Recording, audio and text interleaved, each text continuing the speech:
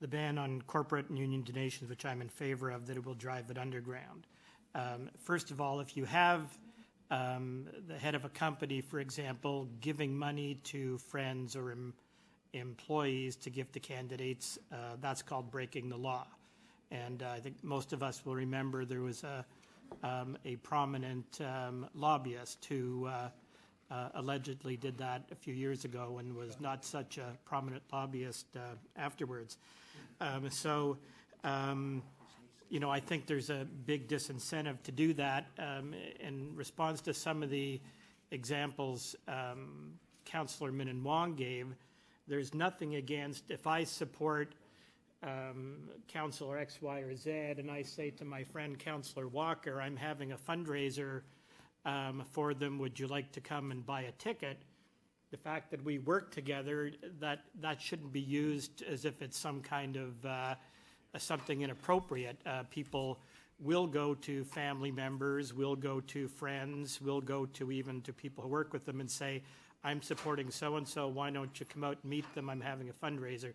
Nothing wrong with that. That's not going to contribute any large amounts of money. That's not going to create anything like the system we have now. And there's a couple of, just to guard against anything inappropriate, in addition to what's currently illegal, if council were to adopt the maximum $350 rebate, that would certainly encourage people to be choosier with who they donate to, rather than let me donate to a whole pile of people. Why you would donate to a whole pile of people for councillor, I don't know. And I should have asked the staff whether this was legal or not. If we made a $1,000 limit, I know the province says $5,000, but if for the City of Toronto, if we just simply made a $1,000 limit for a donation to to candidates for council, in addition to the $2,500 limit for mayor, that would certainly, if people really are interested in getting rid of the driving it underground, that would certainly do it. To go back to the main issue, people say, well, you know, who's going to be influenced by $750? And they may not be so much anymore, partly because $750 isn't what it used to be.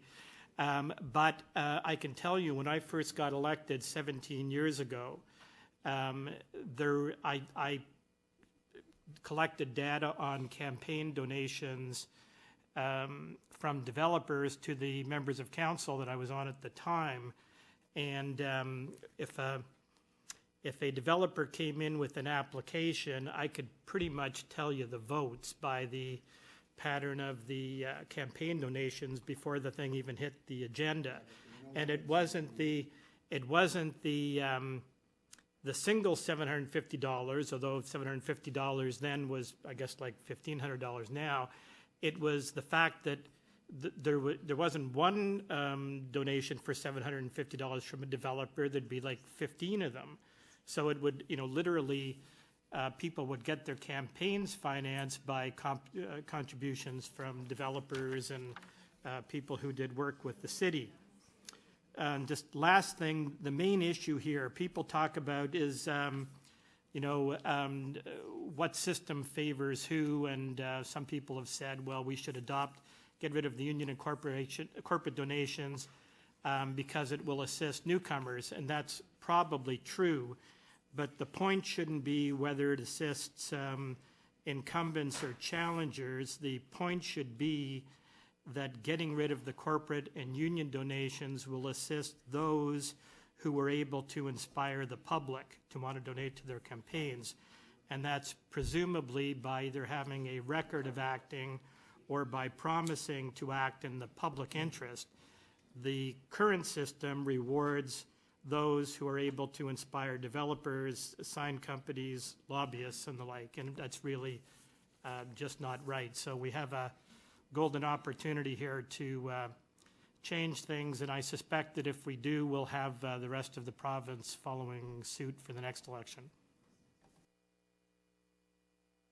Thank you, Councillor Fillion. That was the end of the list for non-members of committee, so I'll take this matter into committee now. had me down as the chair as the first speaker, and I just want to say a couple of things. The first is that I have complete confidence in the members of this council and the members who I have had the privilege of serving with since I was elected in 1994. And I must say I'm distressed whether when people are quoted in the media or around the halls who suggest in some way or other that who you take donations from determines your ethics. I do not believe that to be the case with any member of council with whom I've ever served, ever.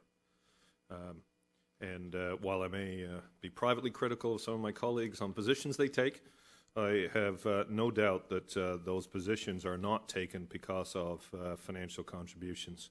In fact, of course, it's the other way around if we sit for a moment. You know, perhaps the trade union movement might support Councillor Moscow because he's fought against contracting out for years, and that's a position they hold. Perhaps a prominent developer might support somebody else because he's supported development. It's a little bit of a different mechanism. Second thing I want to say is, from my perspective, and I am very heartfelt about this as somebody who immigrated to this country as a boy, elections are about the involvement of individuals for the common good. And they're about mobilizing people, in our case, to try and build a 21st century city which is full of prosperity, which remains livable, and which has opportunity for every single Torontonian. That's what elections are about. And I think when you view this issue from that perspective, and not through this perspective that's implicitly impugning people's integrity, in fact, the people who make criticisms about that are the ones who should be themselves reviewed. I think when you view this issue through the perspective of what elections are about, there can only be one conclusion, and that is the people who are participating in the elections as individuals are the people who should give money. A corporation is an entity created in order to facilitate business and the making of money. It's not an entity that can vote or participate in elections. And I think if we're able to, and it's clear, Councillor Jenkins, and one of the reasons I said my comments, clear there are very different views about this issue on council. And I think people are going to have to work to ensure the votes are there at council. But it's very clear that the statement we would be making as the City of Toronto is that we honour the principle that elections are about people. Now, I'd like to enhance that principle. I'd like to say that in the City of Toronto today, if you live in Oakville and own a house in Parkdale, you're allowed to vote for the Mayor of Toronto. But if you live in Parkdale and have lived here for 5 years with your family, you're not allowed to vote for the Mayor of Toronto because you're only a landed immigrant. I think that's appalling. But it's exactly the same principle. And I think if we're able, as the sixth largest government in this country, to stand up for the principle that elections are about individuals, not about businesses, they're about individuals. And yes, of course, business owners or people who work for businesses can contribute. They're individuals. They have the right to vote as well. It will allow us to stand firm in the future on other principles that are similar, that matter about what the whole goal of this city is, which is to support the prosperity and the opportunity of the people of Toronto. That's the goal of this institution.